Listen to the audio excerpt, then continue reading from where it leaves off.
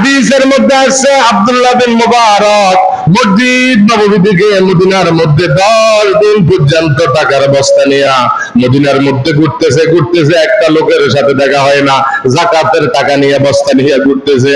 ও মুসলমান ইতিহাসের মধ্যে সাক্ষী, আরেকজন লোকের সাথে যখন দেখা হইলো মুসাফির অবস্থা, দেখার পরে বলতেছে ভাই আপনি আমার একটা উপকার করেন, এই মদিনাতে 10 দিন হয়ে গেল যাকাতের মাল নিয়ে আমি ঘুরতেছি, আমার টাকাগুলা নেওয়ার মতো কোনো লোক নাই, আপনি যদি আমার টাকাগুলা নেন আমার বড় উপকার আসবে। জোরে বলেন সুবহানাল্লাহ।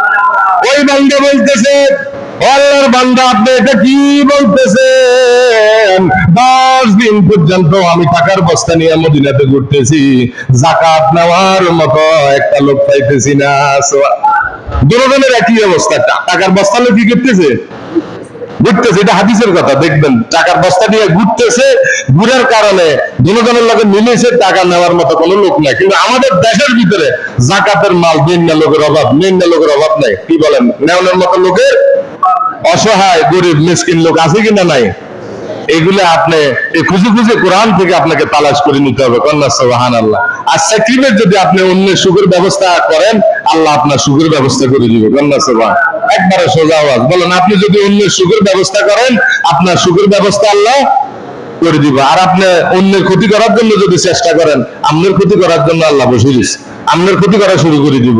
এই জন্য আমরা মানুষের উপকার করব না মানুষের ক্ষতি করব? বলেন, কোন সাহাবায়ে কেরাম ক্ষতি করে নাই, কোন তাবিঈন ক্ষতি করে নাই। কন্যা সুবহানাল্লাহ। এই জন্য অনেক হাজী আছে 10 বছর 20 বছর হজ করে, কিন্তু তার আশেপাশে অনেক গরিব লোক আছে, অসহায়, এক বেলা ভাত খাইতে পারে না, লবণ দিয়ে ভাত খায়, রসুন দিয়ে ভাত খায়। এরকম লোক আমরা দেখবেন সমাজে আছে। কেউ বলে না বুক ফুলাইয়া, কিন্তু রসুন দিয়ে ভাত খায়, লবণ দিয়েও খায়। কিন্তু আমরা আল্লাহ সম্পদ দিয়েছে, আমরা কোনোদিন খোঁজ খবরও নেন নাই। ওই হাসরের মাঠে আপনি ধরা খাইবেন, হাসরের মাঠে কি ধরা খাইবেন। আপনি যদি তার সুখের ব্যবস্থা করেন, আপনার মাল কে বাড়াই দিব? যাকাত দিলে ধনী হয় না গরিব হয়? বলেন, ধনী হয়। হজ করলে ধনী হয় না গরিব হয়? এখন আমরা হজ করলে 7 লাখ টাকা চলে যাবে, দুল আপনি হজ করেন, আল্লাহ এরকম ভাবে আপনার ধন সম্পদ বাড়াই দিবে। সুবহানাল্লাহ। আর যদি আপনি মালে যাকাত দেন, আপনার এই যাকাতের কারণে আল্লাহ রাব্বুল আলামিন মালের ভিতরে নিয়ামতের দরজা আল্লাহ রাব্বুল আলামিন বাড়াই দিবেন। যদি মাল থাকে 20 লাখ, আল্লাহ বাড়াই দিবে 40 লাখ। সুবহানাল্লাহ। মান জাআ বিল হাসানাতি ফালাহু আশরু আমসালিহা। কোরআন শরীফ আল্লাহ বলছে একের বিনিময়ে 10, একের বিনিময়ে কত? 10 টাকা যদি দান করেন 10 গুণ, 100 দান করলে কত? 1000 দান করলে কত? এইভাবে আপনাকে যাকাত খুঁজে খুঁজে যদি আপনি মানুষকে দান করেন, তাহলে আপনার আমলনামায় নাকি দিব কে? আল্লাহ। কাকে ফাঁক রাখবো কে? আল্লাহ। 1000 টাকা 20 টাকা বিকাশে, এটা বুঝেন, 1000 টাকা 20 টাকা দিতে হবে দোকানদারের। কিন্তু এই 1000 টাকার ভিতরে যে আল্লাহ গরিবের হক রাখছে, যাকাত রাখছে, এটা তো বুঝেন না। এটা কি বুঝেন না? মুসলমান আমরা কত পিছনে আছি, যাকাত আমরা বুঝি না। যাকাত কি? যাকাত ইসলামের সাথে সাথে কালেমা, নামাজ, রোজা, হজ, যাকাত। ইসলামের স্তম্ভ হলো 5টা। কয়টা? ইসলামের ব্যানার হলো 5টা। কয়টা বলেন? আমার সাথে বলেন। কালেমা, হাতে করিয়েন, কালেমা, নামাজ, রোজা, হজ, যাকাত। না করে ভাই কইছে, যাকাতের কথা হুজুরে কইছেন, আল্লাহ কইছে। তাহলে এই যে দেখবেন কিছু সম্পদের ভিতরে যারা যাকাত দেয় নাই, আগুনে ধসে গেছে। বাংলা জমিন এরকম ঘটনা ঘটনায় দূরে গেছে, আগুন দূরে গেছে। ডেইলি সব করে বিভিন্ন জায়গার ভিতরে যেই মালে যাকাত দিত না, ওই মালের ধ্বংস, ওই মালের গ্যারান্টি আল্লাহ পাক নেয় না। যাকাত দিলে ওই মালের হেফাজতের মালিকও আল্লাহ পাক হয়ে যায়। কন্যা সুবহানাল্লাহ। আব্দুল্লাহ বিন মুবারক দেখেন, একজন মানুষ যদি আরেকজন মানুষকে যদি সহযোগিতা করে, আল্লাহ রাব্বুল আলামিন তার আমলনামার ভিতরে অসংখ্য নেকি দিয়ে দেয়। কন্যা সুবহানাল্লাহ। আব্দুল্লাহ বিন মুবারকের বাচ্চারা হাদিসের মধ্যে আসছে, উনি হজে যাওয়ার জন্য সবকিছু রেডি রাখছেন, টাকা পয়সাও রেডি রাখছেন, ফাস্টফুড দিয়ে রাখছেন। ওনার বাচ্চারা ঘর থেকে বাইরে হয়েছে। এক সাহাবী ঘরে খানা নাই 3 দিন পর্যন্ত। ঘটনা আপনারাও জানেন, দেখেন হাদিসের মধ্যে আসছে, ঘরে খানা নাই। আর ওই সাহাবী যাই উটের চামড়া, মরা উটের চামড়া আনি ধুইয়া সুন্দর করে ওই ঘরের ভিতরে বাচ্চাদেরকে নিয়ে নিজে খাইছে। কন্যা সুবহানাল্লাহ। মরা জিনিস খানা জায়েজ আছে, কার জন্য জায়েজ আছে এটা জানি নেবেন। যখন যদি কোনো খানা না থাকে, সুদ কার জন্য জায়েজ আছে জানি নেবেন মৃত্যুর সময়। তো এই জন্য মনে করেন যে যে সময় এগুলা মাসলা জানে নিতে হবে, সবসময় খাইতে পারতেন না, সবসময় কি খাইতে পারবেন না। মিথ্যা কথা কম সময় করতে হবে, এটা জানতে হবে। সবসময় মিথ্যা কথা বলা যাবে না। এখন ঘরে যখন খানা পাকাইছে, 3 দিন পরে উঠে এরকম চামড়া থেকে গোস্তরে চুলি সুন্দর করে রাঁধছেন, রাঁধে নিজেরা খাইতেছে। অভাবের কারণে এত অভাব, ইমানের পরে আল্লাহ পরীক্ষা, অভাব দিয়েও আল্লাহ দেখে, অভাব দিয়েও আসলে বান্দা আমারে মানেনি, কান্না সুবহানাল্লাহ। এরপরে দেখেন ওই আব্দুল্লাহ বিন মুবারকের বাচ্চারা যখন ঘরের মধ্যে আসছে, আমাদেরকে কিছু খানা দেন, খানা না দিয়ে বাচ্চাদেরকে ধমক দিছে। কি দিছে?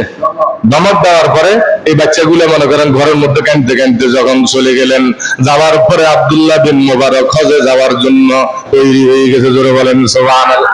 হজে যাওয়ার জন্য যখন তৈরি হয়ে গেলেন মুসলমান, কিতাবের মধ্যে আসছে বাচ্চা যখন কাঁদতেছে, কেন কাঁদতেছে বলে, আমরা যখন ওই ঘরের ভিতরে গোশত পাকাইতেছে, গোশতের গ্রাম শুনে আমরা যখন ঘরের মধ্যে গেলাম, আমাদেরকে গোশত না দিয়ে দূরাইয়া দিল।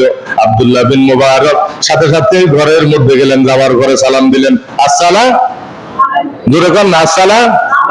কোন বাড়ির মধ্যে আমরা সালাম দিলে মোহাব্বত পাইতে হবে। আল্লাহ সুবহানাল্লাহ। এই জন্য আপনি যে দল করেন না কেন, আপনার ব্যক্তিগত ব্যাপার, সবচেয়ে বড় দল মুহাম্মদুর রাসূলুল্লাহ সাল্লাল্লাহু আলাইহি সাল্লাম এমন একটা আদর্শ আমাদেরকে শিখিয়ে দিয়েছেন। বড় ছোটকে সালাম দিবে, ছোট বড়কে সালাম দিবে, ধনী গরিবের দিবে, গরিব ধনীকে দিবে, স্বামী স্ত্রী দিবে, স্ত্রী স্বামীকে দিবে, মুসল্লি ইমাম সাহেবকে দিবে, ইমাম সাহেব মুসল্লিকে সালাম দিবে। জোরে বলেন সুবহানাল্লাহ। এখন আমাদের সালাম নাই। আব্দুল্লাহ বিন মুবারক ঘরের সামনে যায় বলতেছে, আসসালামু আলাইকুম ইয়া আহলাল বাইত। এই ঘরওয়ালা তোমরা কেউ আছো নাকি? ঘর থেকে ওই সাহাবী বাইর হওয়ার পরে বলতেছে, এই আমার বাচ্চাদেরকে কেন খানা দিলা না, একটু গোশত দিলা না? তারা কাঁদতে কাঁদতে আমার কাছে নালিশ করলো। আর ওই সাহাবী বলতেছে, আপনি তো আব্দুল্লাহ বিন মুবারক আকাশের চাঁদ, আপনি তো যাকাতের মাল খান না, হারাম জিনিস আপনি খান না, আমার পক্ষে তো সম্ভব নয়। আমরা 3 দিন উপবাস থাকার পরে ঘরের ভিতরে করে খানা নাই। রাস্তার মধ্যে ঘুরে গেলাম, যাওয়ার পরে দেখতেছিলাম একটা ওট থেকে সামান্য একটু গোশত, ওই গোশতটা ঘরের মধ্যে নিয়ে আসি পাক করে জীবন বাঁচানোর জন্য আমাদের জন্য জায়েজ ছিল। কন্যা সুবহানাল্লাহ। আমরা জীবন বাঁচানোর জন্য পাক করে আমরা খাইতেছি, এই খানাটা আপনার বাচ্চাদেরকে দেওয়া আমার পক্ষে সম্ভব নয়। সুবহানাল্লাহ। আব্দুল্লাহ বিন মুবারক সাথে সাথে চিন্তা করে ফেললেন, হজের জন্য যে টাকাগুলা প্রস্তুতি নিলেন, হজের জন্য যে টাকাগুলা রাখলেন, সাথে সাথে ঘরের মধ্যে গেলেন, আর ওই দেয়ারটা খোলার পরে সুন্দর করে টাকাগুলা নিয়ে আসি আব্দুল্লাহ বিন মুবারক ওই সাহাবীর ঘরে, ওই সাহাবীর হাতে দিয়ে দিলেন। জোরে বলেন না সুবহানাল্লাহ।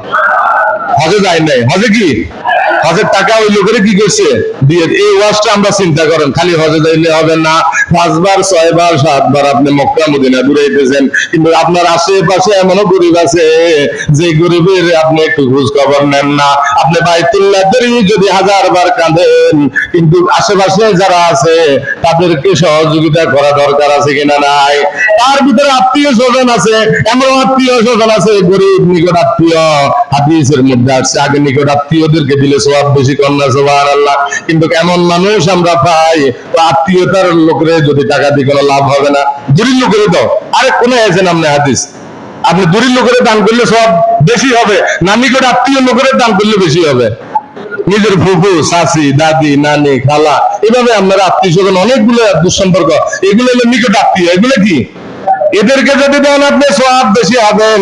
তাহলে চিন্তা করেন, আব্দুল্লাহ বিন মুবারক হজের টাকাগুলো দিয়ে দিলেন, ওই বছর হজে যাইলেন না।